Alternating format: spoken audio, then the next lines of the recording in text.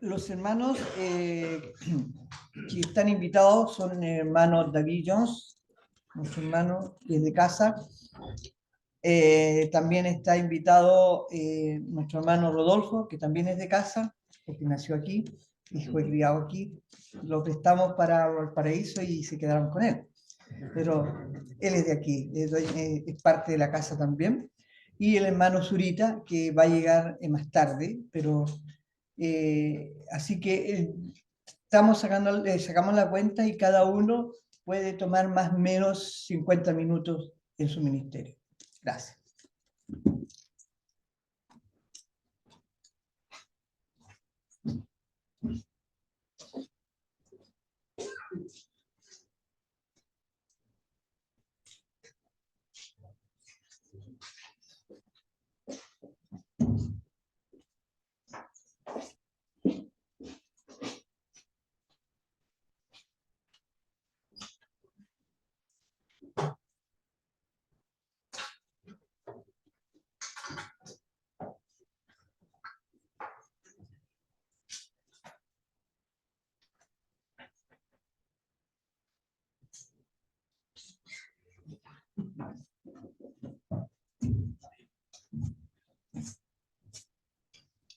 Muy buenos días a todos los hermanos. Es un privilegio estar después de tanto tiempo en esta instancia especial que son las conferencias en San Felipe. Recordábamos con los hermanos de Valparaíso que al parecer el 2018 fue la última ocasión en que estuvimos aquí con ustedes. Después vino la famosa pandemia y entendemos que muchos buenos propósitos e instancias se suspendieron. Pero el Señor nos ha permitido nuevamente estar acá con distintas asambleas de distintos lugares. Siempre es un privilegio para el que habla estar con los hermanos de San Felipe y Santa María. También ha sido un tremendo gozo ver a los hermanos de los Alerces y oramos para que el Señor encamine a los hermanos de Quinta Normal, puedan llegar a tiempo para escuchar la palabra del Señor. Nuestro hermano David y nuestro hermano Salvador, entiendo que tienen dos participaciones en estas conferencias. Así que me he atrevido a tomar la primera parte para presentar lo que el Señor ha sido el ejercicio de mi corazón en esta ocasión y luego quedar libre, escuchando, de cierto modo, la palabra de Dios. Siempre es muy grato escuchar, hay gran ventaja en escuchar y aprender también de otros hermanos. Les invito, hermanos, entonces a leer para comenzar el ministerio de la palabra, ahí en la carta del apóstol Pedro, primera carta del apóstol Pedro. Vamos a leer en el capítulo 1, primera de Pedro, capítulo 1. Vamos a leer el verso 22.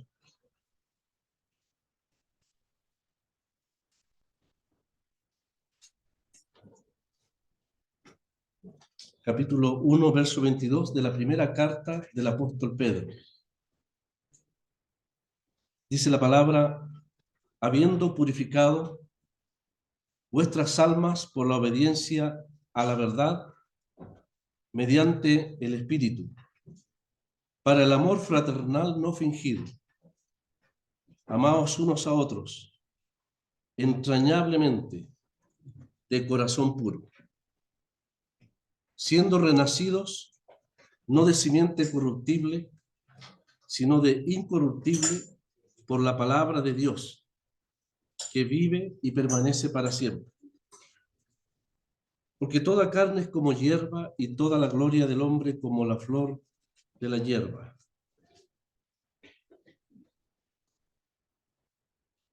Toda carne es como hierba, y toda gloria del hombre como la flor de la hierba. La hierba se seca y la flor se cae, mas la palabra del Señor permanece para siempre.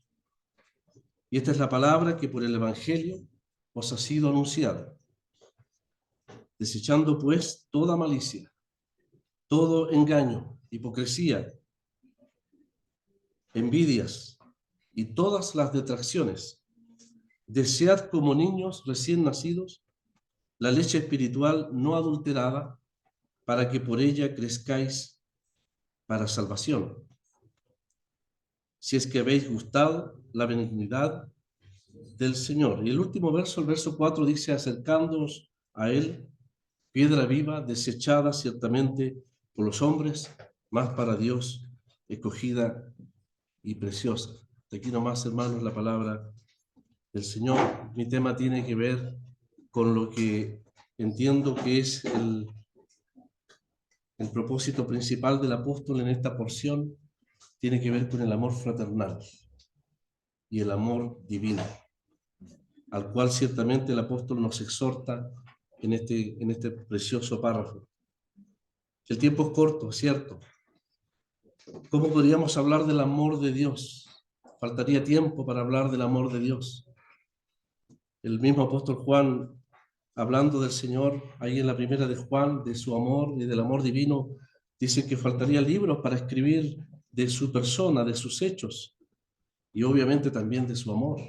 Faltarían libros en esta tierra para poder intentar o procurar agotar algo que es inagotable, realmente insondable, que es el amor divino, del cual se desprende también la exhortación del apóstol hacia todos nosotros como creyentes para expresar ese amor que ha sido derramado, dice el apóstol en la carta a los romanos, en nuestros corazones, y del cual se demanda también una expresión en todos los creyentes como evidencia, como una de las evidencias de una genuina salvación, de una genuina conversión. ¿Quién puede hablar del amor? Estoy pensando en las primeras exhortaciones del apóstol cuando se habla de la santidad. Por ejemplo, aquí hay por lo menos cinco exhortaciones. Algunas son imperativas, otras son exhortaciones para que nuestra conducta se caracterice por ciertas cualidades que el creyente debe tener. Ahí en el verso 13 del capítulo 1 dice: esperad. Así lo dice en la sección ya de exhortación. El escritor dice: esperad por completo en la gracia que se os traerá cuando Jesucristo sea manifestado. En el mismo párrafo dice: sed santos, en el verso 16, porque yo soy santo. Aquí en el verso 22 dice: amaos unos a otros entrañablemente. Y leímos ahí en el verso 2 del capítulo 2, desead, dice, como niños recién nacidos, la leche espiritual, no adulterada. Y ahí en el verso 4 dice: acercándoos a Él, hablando de la persona bendita, preciosa de nuestro Salvador. Y entiendo también que la última exhortación, ahí en el verso 9, es para que anunciéis, dice, las virtudes de aquel que os llamó de las tinieblas a su luz admirable. Por lo tanto, hermanos, tenemos como 6 exhortaciones. Algunas son imperativas. No hay discusión aquí. Es el Señor el que nos ordena que esto se exprese de manera real, efectiva en los creyentes. Y hay también exhortaciones donde el escritor, el Pedro, hablando en nombre del Señor, demanda que esto nos caracterice. Por ejemplo, esperad, sed santos, amaos, desead y acercándoos. Son órdenes a manifestar esas cualidades de esperanza, de santidad, de amor, de deseo ardiente, anhelante, de consumar permanentemente ese deseo de escuchar y la palabra, de alimentarnos de la palabra de Dios. Y finalmente la exhortación suprema del apóstol a todos los expatriados a los cuales fue dirigida esta carta. El apóstol dice: acercándoos a Él, piedra viva. Los hermanos conocen el contexto, son los expatriados, son los dispersos pero no esparramados, no están dispersos sin propósitos, como semillas han sido esparcidos en esas 5 regiones de Asia, con el propósito de llevar la palabra de Dios. Es un pueblo que va migrando un pueblo de cristianos, de creyentes, que por la soberanía de Dios y bajo severas circunstancias están migrando, pero que van llevando la palabra de Dios. No han sido esparramados, no están bajo el poder de las circunstancias meramente. No es el ocaso, ni el destino, ni la tragedia, ni la mala suerte. No, no, es la mano soberana de Dios, en este caso del Señor, que va esparciéndolos. Y así también la semilla. Ellos son semillas, no solo son testigos, hombres y mujeres que expresan la palabra, que anuncian las virtudes del Señor, sino que sus propias vidas son como semillas que van dando testimonio del Señor, de la palabra, del Evangelio, en circunstancias que son muy distantes a las circunstancias nuestras, que tenemos el privilegio en esta mañana de sentarnos a escuchar la palabra de Dios sin temor a la presión, a la persecución, que nadie nos conmine a salir. Al contrario, estos hermanos estaban en circunstancias difíciles. Ustedes conocen perfectamente que el capítulo 1 les ha animado al hecho de la fe que debe ser purificada, debe ser fortificada. Les ha animado a recordar los grandes hechos de la salvación que tienen. Los 12 primeros versos tienen que ver con la gran salvación que ellos tienen. Del verso 13 hasta el verso 21, el apóstol les ha exhortado. Y he querido rescatar y compartir con ustedes estas específicas exhortaciones. Está el hecho de la esperanza, una esperanza hasta el final. No un entusiasmo, no un tiempo, sino una fe y una esperanza probada en todas circunstancias, que debe manifestarse hasta el fin del testimonio cristiano que el Señor determine en nuestra vida. Les ha exhortado también a la santidad y ahora en el verso 22 al amor. Cuando les exhorta a la santidad, tiene que ver con su testimonio, con su contacto con el mundo hacia afuera. Son perseguidos, están en aflicción, están bajo tribulación. Normalmente Satanás pone su trampa, su sutil mentira de llevar al cristiano frente a circunstancias severas, de renunciar, de bajar la guardia frente al hecho de la santidad, de una vida de separación. Vivir para el Señor significa mucho sufrimiento, susurrará el enemigo. Así como a los hebreos también les susurró la posibilidad de volver atrás en vista de que cuando confiaron en Cristo, y a partir de que confiaron en Cristo, muchas dificultades se agolparon sobre sus vidas. Y sabemos en el contexto de esa carta que muchos volvieron atrás, demostrando que algunos de ellos nunca se convirtieron al Señor, cometiendo ese pecado grave de la apostasía. Algunos dudaban, otros se lamentaban, otros estaban tristes. Nuestro hermano Osvaldo dijo una gran verdad.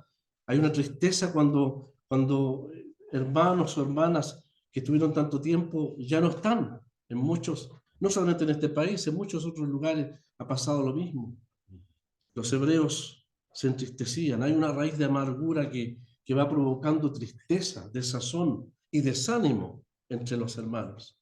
Pero estas cartas fueron dirigidas para precisamente animarnos a aquellos que por la gracia de Dios fuimos sostenidos durante estos tiempos difíciles que hemos pasado como parte del pueblo de Dios.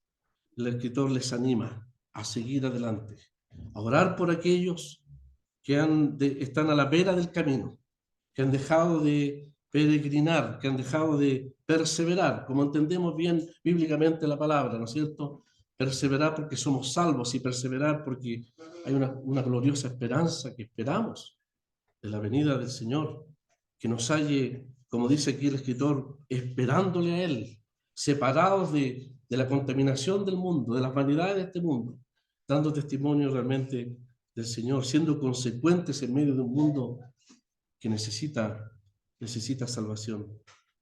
La santidad ha sido la gran exhortación del apóstol. En primer lugar, porque Dios es santo. En segundo lugar, porque el Señor es el juez de todos los hombres.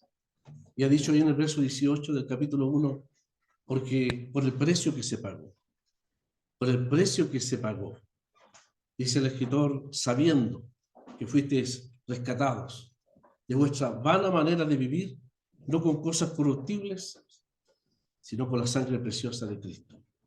3 poderosas razones por las cuales ser santos. Y ahora el escritor presenta, hermanos, a partir del verso 22, 3 grandes razones por las cuales debemos amarnos unos a otros. El amor es necesario. Es necesario en el contexto de hermanos que están dispersos, que están sufriendo, que necesitan fortalecerse, provocarse, como dice también Hebreos, al amor los unos a los otros, lejos de familias, lejos de sus relaciones más queridas, sin los sustentos que nosotros tenemos, materiales, sociales, en tierras distintas, con otro lenguaje, si usted lo quiere, otra gastronomía, otra cultura, otra mentalidad, necesitan unirse. Yo entiendo que en todos los países hay colonias. Está la colonia italiana, está la colonia mexicana, la colonia, etcétera. En las grandes potencias existen colonias y tienen sus días de recuerdo y sus comidas y se animan y se fortalecen. Pues imagínense ustedes, estos cristianos en estas provincias desconocidas para ellos necesitan juntarse. Han sido soltados a reunirse como piedras vivas, una metáfora interesante que usa el apóstol, piedras que como imán se apegan firmemente a la gran roca, a la gran piedra preciosa que es la persona del Señor. Les ha invitado a congregarse en medio de la dispersión donde están, a congregarse. Si es en cuevas, en chozas o en el bosque, donde sea.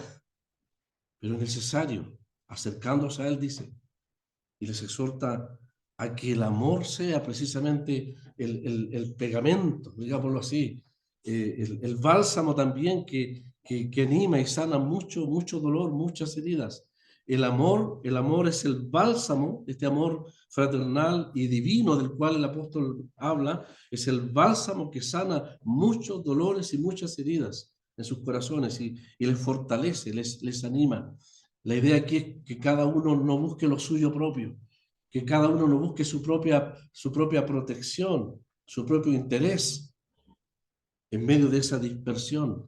Al contrario, como familia, si usted lo quiere, como ejército, como pueblo, como nación, como sacerdotes, deben necesariamente, imperiosamente unirse, afiatarse firmemente, porque es en el ámbito de la congregación, de la comunión entre los creyentes, que realmente allí podemos ser salvaguardados de estas cosas que estamos lamentando.